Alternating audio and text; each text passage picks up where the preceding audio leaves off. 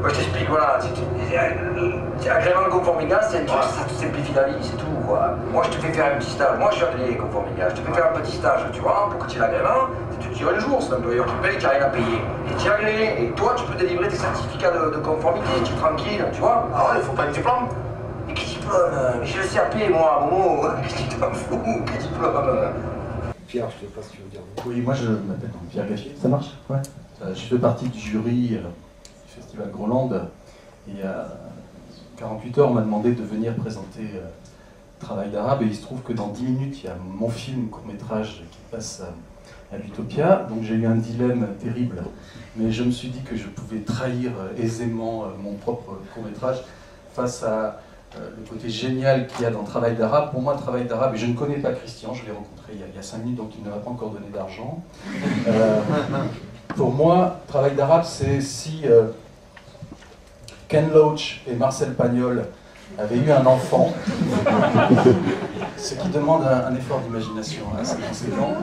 Mais je pense que, j'enseigne le cinéma à Paris, et des fois je m'amuse avec les étudiants en disant, bon, tu vois tel extrait de film, tu sais de qui est ce film, et essaye d'imaginer si ça avait été un croisement de deux arts, comme par exemple, il y a un film de Lynch qui s'appelle Blue Velvet, qui pour moi est un croisement parfait entre Hitchcock et Francis Bacon, le peintre.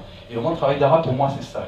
Il y a un côté truculent dans le ton, mais aussi un côté, je pense à Ken Loach, mais tu peux ne pas être d'accord, hein, un côté vraiment à l'arrache, où on sent vraiment qu'on est quelque part entre la réalité et la fiction. Pour moi, c'est un film culte, Travail d'arabe, et je rappelle la définition d'un film culte. C'est un peu comme Jésus, on y croit, mais après. C'est-à-dire, on n'y croit pas, ou Travail d'arabe est un film qui n'a pas tellement marché sur le moment, mais qui depuis est un film réellement culte. Moi, je connais des gens qui se repassent des moments du film, il y a des dialogues que vous allez découvrir, je crois qu'il y a des pages Facebook ou des trucs qui sont vraiment dédiés au film. Et si on regarde l'histoire du cinéma, de Citizen Kane à Reservoir Dogs, en passant par Magnolia, etc., il y a tout un tas de films qui n'ont pas marché tout de suite et qui sont devenus cultes après. Et je ne voudrais pas monopoliser la parole, mais si ce film est là aujourd'hui à Groenland, c'est qu'il y a 1 an et demi, alors que le festival n'était qu'un vague projet, j'ai été invité chez un des membres de ce festival, et au lieu de lui apporter une bouteille de vin, je lui ai apporté Travail d'arabe.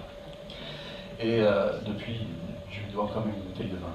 Et il a été très marqué par le film, d'où je pense ta présence ou votre présence ici. Et je voulais juste terminer par une anecdote vraie. La première fois que j'ai vu Travail d'arabe, c'était près de Paris, pour le festival catholique du cinéma. Et les organisateurs insistaient fortement pour dire attention, hein, ce n'est pas le festival du cinéma catholique, c'est le festival catholique du cinéma. Et c'était assez subtil comme raisonnement, puisque les films étaient gratuits, mais avant Travail d'arabe, et comme les deux, trois autres films qui étaient présentés ce week-end-là, il y avait une association caritative, je crois que c'était pour Madagascar en l'occurrence, qui est venue présenter leur projet avec un diaporama, et ensuite, il y avait le long métrage, en l'occurrence Travail d'arabe. Et on donnait ensuite, il y avait une urne à la fin, et on donnait de l'argent en fonction évidemment de l'intérêt qu'on avait pour l'association caritative, mais aussi pour l'intérêt qu'on avait pris pour le film, et en l'occurrence pour Travail d'arabe, au bout de 40 secondes, la salle était conquise. Voilà, donc c'est un double film culte pour les cinéphiles et pour les catholiques. On se voit, je pense, à la fin du film, enfin, surtout Christian. À bientôt. Alors, comment va, Madame Le Guet? Ça va bien? Monsieur Ben Salah? Ben Moussa, Madame Le Guet. Voilà, il a travaillé un peu avec Batavia, hein, comme ça on finit bien dans les délais. J'ai fait exprès pour que ça se finisse bien vite. Hein, Madame Le Guet, ça va, tout va bien? Ben, regardez ce qu'ils me font là. Qu'est-ce qui se passe encore? Eh ben, ils m'ont mis cette cuve là. Eh ben oui, ben, il va la cuve dans le jardin, alors. C'était pas prévu ça, on devait pas la voir, ça devait être enterré. Mais si, Madame Le Guet, mais si, c'est des tuyaux qui devaient être enterrés. La cuve, elle est là, elle est dans le jardin, c'est normal. Elle est jolie cette cuve, en plus, regardez, blanche et tout. Si mon pauvre mari voyait ça. Ah, ne parlez pas de Monsieur Le Guet, hein, moi ça me soulève le cœur, hein. Non, vous inquiétez pas, puis soyez un peu raisonnable. Hein, Madame Le Guet, c'est comme ça, c'est les normes, hein. Le professionnel, c'est moi. Hein? Allez, viens, Momo.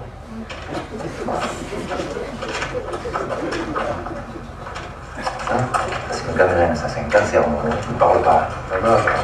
Tu te crois, tu ne sors pas. Ah, Batavia, alors? Ouais, champion. Voilà. Oh, il est où le numéro? Ouais. Ah, alors. forme. Voilà. Momo. Eh, bah t'as bien, c'est lui. Je t'avais parlé, là, regarde. Bon, c'est le frère à Samia. Hein? La petite qui travaille au salon, là, tu vois? Tu le viens? Non, non, merci, je viens pas. Dis-moi, on va voir un peu le travail, là. On va voir ça un peu. Tu vas voir, tu vas être impressionné. Oh, tu touches à rien, hein? Dis-moi, écoute-moi. Tu veux prendre 3 jours à laisser? Hein? Pas plus. Attends, quoi? Mais quoi? Attends, mais il est bon, c'était bon. Je l'ai pas vu encore, là. Mais à mon avis, c'était bon. À mon avis, c'était très bon. Tu veux que je te dis? Il fait un peu d'hydraulique, un peu d'électrique. Tu t'en soucies pas, et tu me le mets un peu derrière, j'aimerais bien lui donner un peu des chantiers après, tu vois, des petits trucs. Mais comme ça te donne un coup de main, hein? Alors, touche sur dire. Voilà, on a fini, là. Oh! Ah, il manque un vis, là. Ah ouais, non, d'accord. Bon, alors là, j'ai bien fixé. Oh, c'est pas fini, putain, casse-toi tout. Je me rassure, parce que là. Les chevilles, tu es sûr que c'est le bon diamètre de cheville? J'ai pas fini. Ah bon, ça va alors. Dis-moi, j'aimerais bien que tu attaques chez Bergeron, hein. Je suis passé tout à l'heure, là, il faut attaquer. Chez Bergeron, là, le couple de jeunes, là, le petit couple. Ah, là, Verduron. Ouais, Verduron. Il faut attaquer, hein, attends, il faut attaquer, là, attends, ils ont payé déjà 30%, et en radio, poser 2 trucs, tu fais un peu le tracé, un jour ou 2, pas plus. C'est bon, attaquer, j'ai pas fini ici, qui je vais attaquer là-bas? Mais attends, mec, regarde, il est là, c'est le phénomène, là, hein? Un moment, attends, il te fait tout, hein, tu peux le laisser seul derrière, hein? On a un peu... Je connais tes phénomènes. Attends, on va aller là, attends, qui tu parles, là? Tranquille, hein? Ok?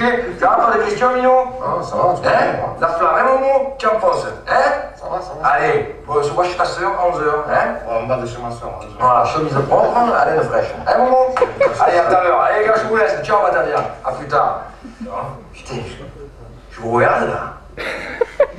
Vous avez fait une belle équipe. Vous avez une belle équipe. Hein? Allez, ciao, les gars. Ciao, Batavia, ciao. Oui, mec. T'es sérieux jusqu'à présent? Ouais, je travaille dans le sanitaire. Sanitaire? Ah, mais j'ai pas de diplôme, mais j'ai toujours travaillé dans le Transformation. Tu as posé cabinet, moi. Comment ça, sur le temps, hein? Bon, je vais te dire un truc. C'est bien simple, tu arrives sur le chantier, ce chantier, c'est mon chantier. Ok? Ouais, pas de problème, c'est toi qui commande, hein, attends. C'est pas une histoire de commander, t'es pas l'armée, là.